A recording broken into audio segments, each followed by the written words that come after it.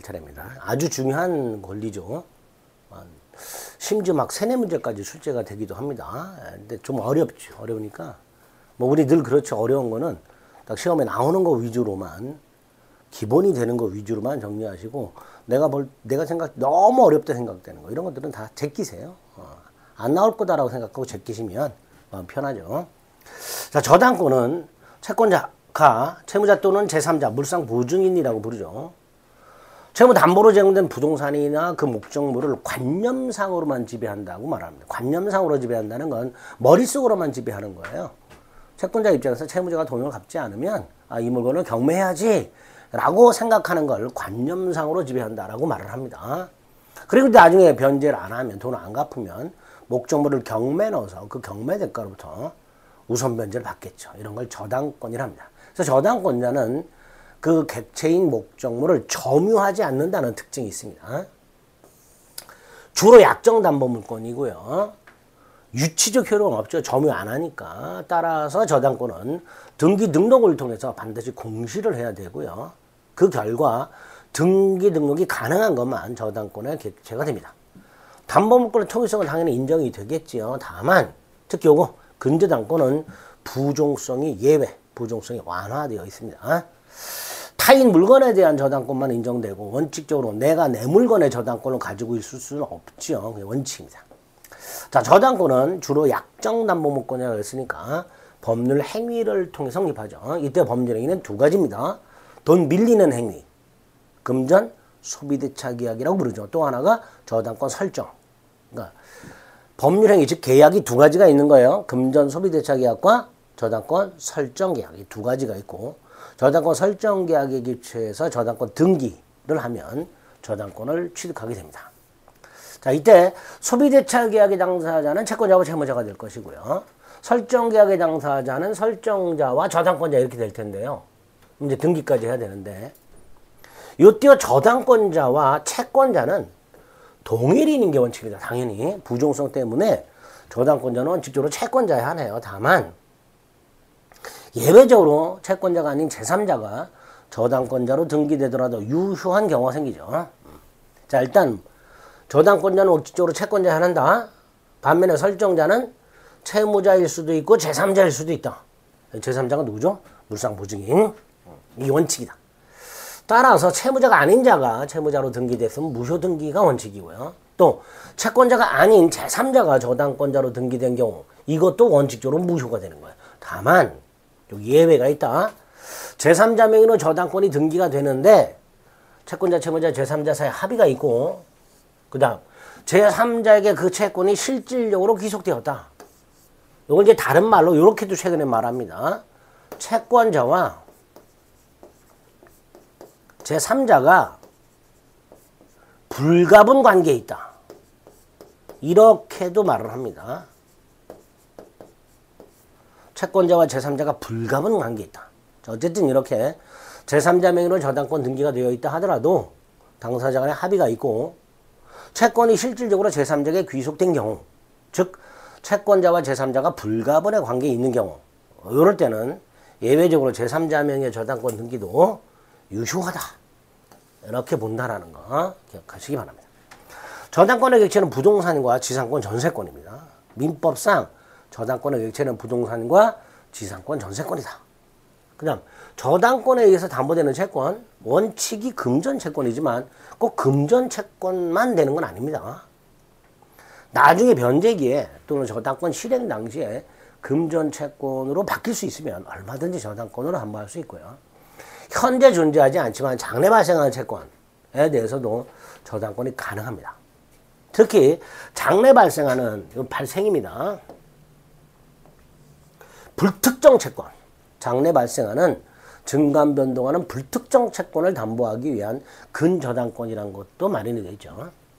채권 일부나 여러 개의 채권을 묶어서 하나의 저당권으로 담보할 수도 있고요. 채무자가 여러 명 있을 때 이걸로 하나의 목적물로 하나의 저당권으로 담보할 수도 있으며, 채권자가 여럿 있다. 이 사람들을 묶어서 하나의 저당권을 가지고 수인의 채권자가 하나의 저당권 하나를 여러 사람의 채권자가 셋이 있다. 그러면 이 사람들이 채권액의 비율로 하나의 저당권을 준공유할 수도 있습니다. 준공유. 법정 저당권은 나중에 임대차 가면 나오죠. 임대인이 변제기를 지난 최후 2년 차임 채권을 받아낼 목적으로 그 임대 토지 위에 있는 임차인 소유 건물을 압류하게 되면 저당권 효력이 있게 됩니다. 이런 식으로 이제 저당권을 취득한다. 자, 이렇게 취득한 저당권의 효력. 첫 번째, 중요하죠. 저당권의 효력이 미치는 범위 두 개. 첫째, 피담보 채권의 범위. 즉, 저당권자가 경매 대가로부터 후순위 권리자보다 우선 변제받는 채권의 범위. 그게 피담보 채권의 범위입니다. 5개가 있죠. 360조에 의하면 원본, 이자, 약정이자를 말합니다. 특약에 한 위약금, 채무 불이행을 이유로 하는 손해배상, 지연배상 또는 연체이자라고 부르죠. 지연배상 또는 연체이자라고 부르는 거. 그 다음에 저당권 실행비용. 5개를 피담보 채권의 범위다 라고 생각하시면 됩니다. 그 중에 채무 불이행을 이유로 한 손해배상, 지연배상이라고 부른다 그랬죠. 지연이자, 연체이자라고도 부르는데요. 요거는 딱 1년분만 우선 면제 받을 수 있다. 자, 이 피담보 채권의 범위에서 두 가지 조심하셔야 되는데, 하나가 위약금입니다. 위약금을 경매 대가로부터 저당권자가 우선 면제 받으려면 반드시 위약금 특약을 하고 플러스 등기까지 되어 있어야 우선 면제 받는다는 거.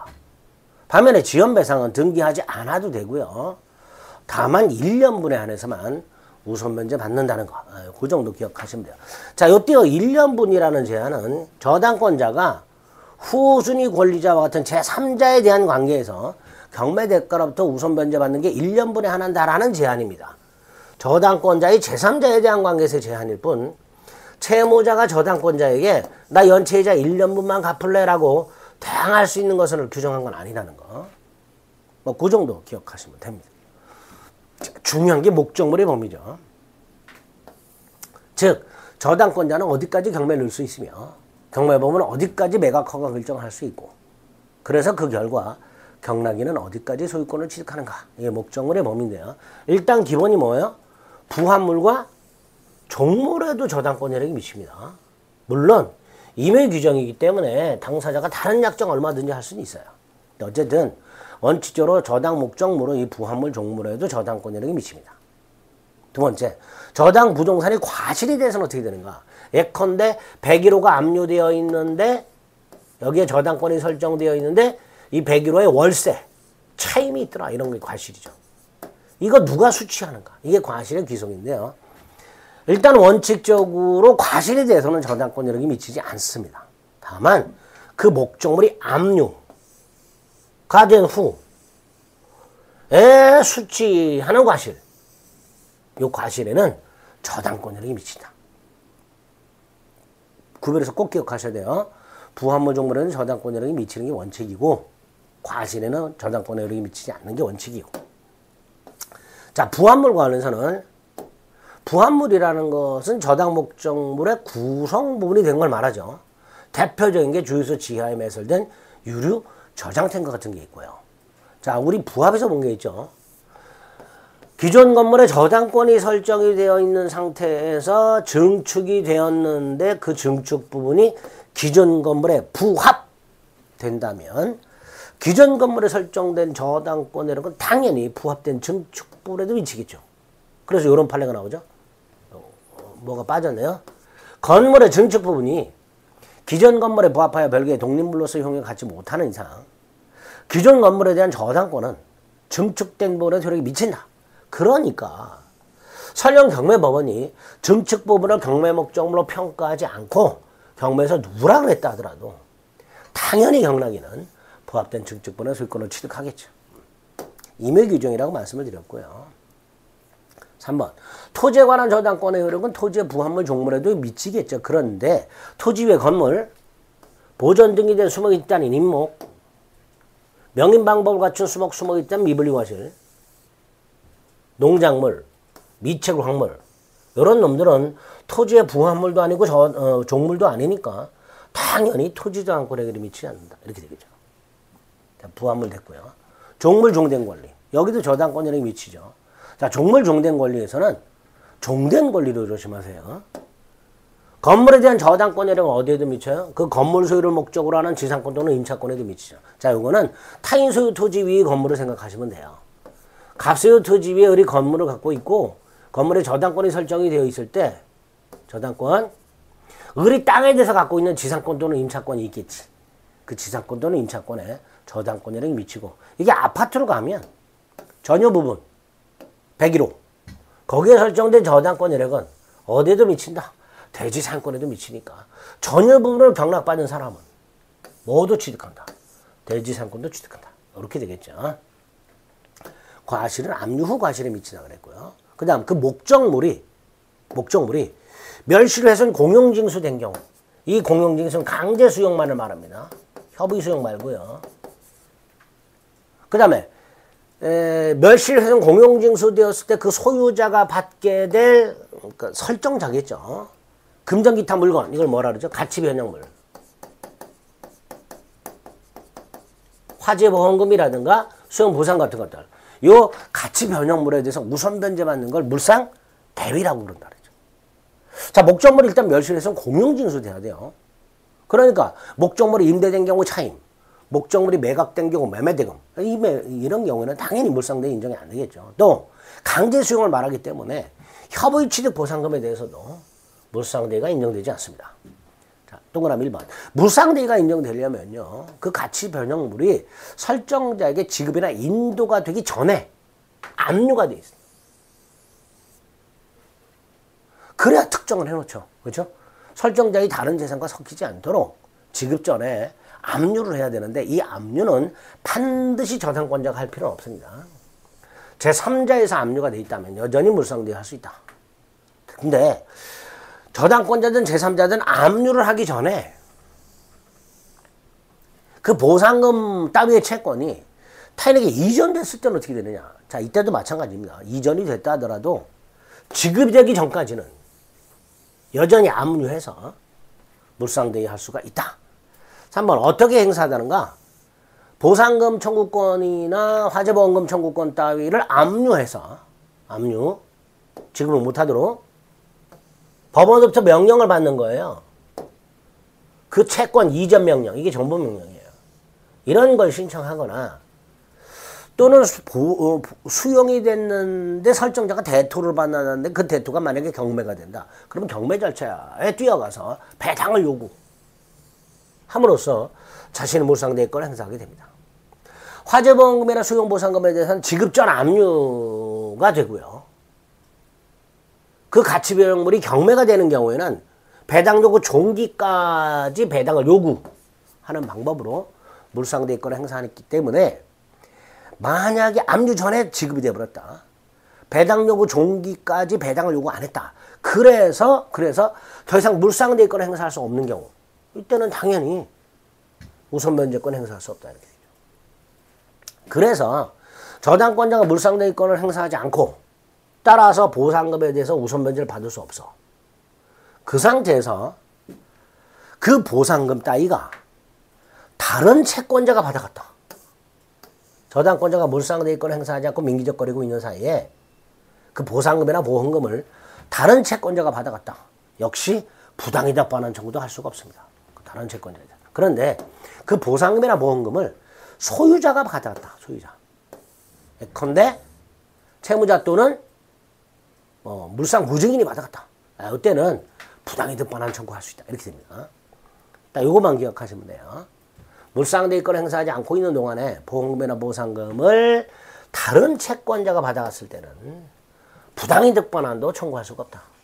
반면에 채무자 등이 받아갔을 때는 부당이득 반환 청구를 할 수 있다. 요렇게만 구별해서 기억을 해두시면 되겠습니다. 우선변제 효력이 있다 그랬고요. 그 다음에 이제 366조 법정사건이 나왔네요. 자, 366조 법정사건은 토지와 건물이 존재하고 소유자가 동일한 요 상태에서 시작을 하죠. 그 다음에 저당권이 설정이 되죠. 그리고 이 저당권이 실행이 되죠. 그 결과 토지와 건물의 소유자가 달라지죠. 여기 366조 법정사건이죠. 그래서 첫 번째 건에 저당권 설정 당시 건물이 있었어야 돼요. 그러니까 나대지에 저당권이 설정된 후 건물이 지어졌다면 법정상권은 안 되는 거죠. 다만 나대지에 저당권이 설정이 되는데 그 설정 당시에 건물이 건축 중이었었던 경우, 이때는 예외적으로 법정상권을 인정해 줄 수 있게 됩니다.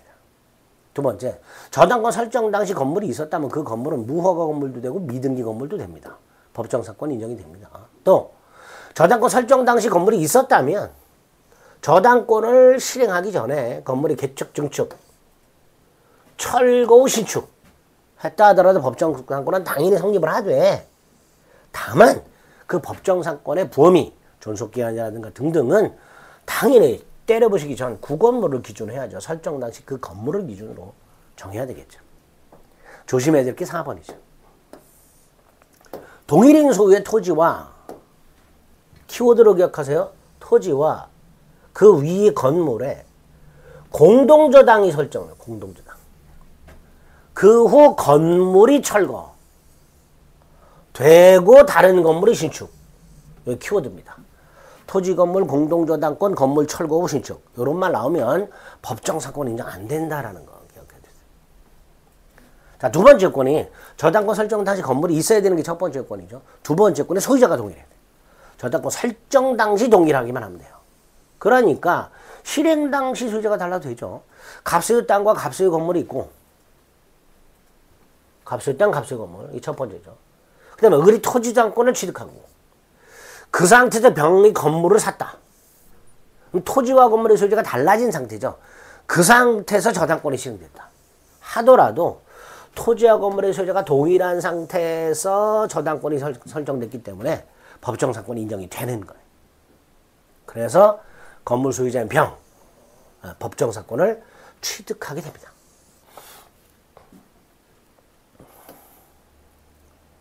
니은은 됐고요. 니은은 보지 마시고. 니은도 볼까요? 토지와 건물이 있어요. 동일인 소유의 토지와 건물이 있습니다. 근데 건물을 샀어요. 근데 얘가 아직 등기 안 한 상태야. 그럼 건물은 여전히 갑소유죠. 그러니까 토지에 설정된 저당권 실행돼서 소유자가 바뀌었을 때 건물 소유자인 갑, 그러니까 누구예요? 양도인이죠. 양수인이 아니라 양도인이 일단 법정상권을 취득하겠죠. 자, 토지와 건물이 존재할 것, 그 상태에서 저당권이 설정될 것, 그게 두 번째 권이죠. 저당권 설정 당시 건물이 존재하고, 그 말은 토지와 건물이 존재하고 소유자가 동일하고 그 다음에 저당권이 설정될 것, 이거 똑같은. 그 다음 저당권 실행 경우에는 토지와 건물의 소유자가 달라져야 되겠죠. 법정상권은 언제 성립해요? 토지와 건물의 소유자가 달라진 때. 이때. 법정상권이니까 등기 따위는 필요가 없고요.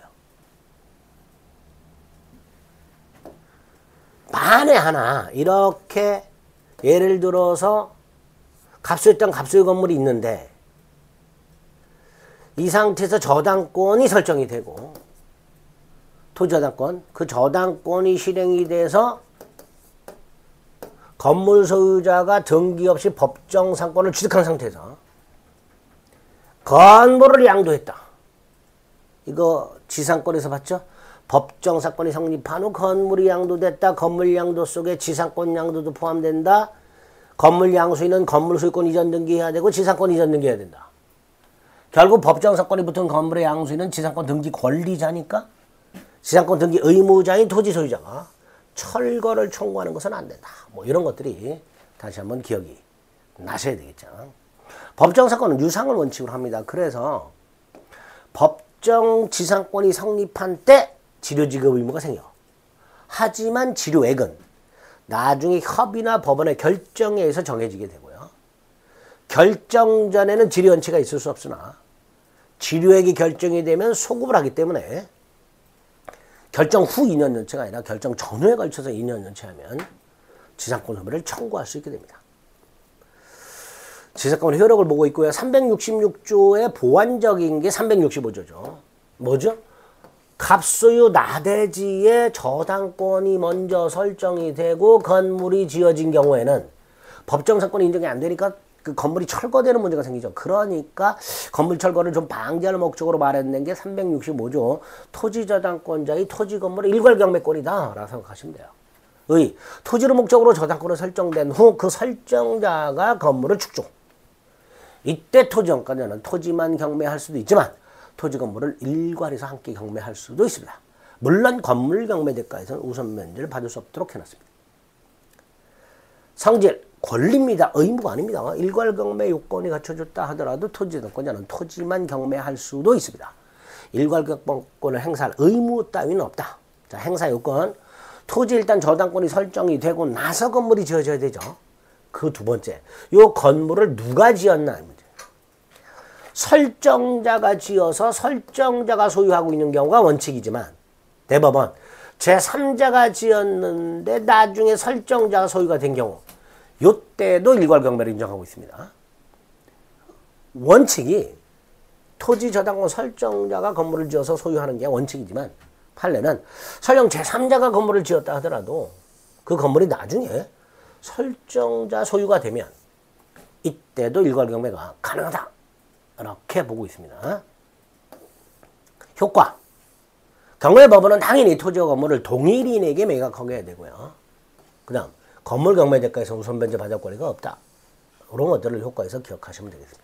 자, 저당권 이력과 관련해서 피담보 채권의 범위, 목적물의 범위, 366조 법정사건, 365조 일괄경매권까지 살펴보셨습니다. 저당부동산 제3측자의 주의는 시간을 좀 달리해서 살펴보도록 하겠습니다.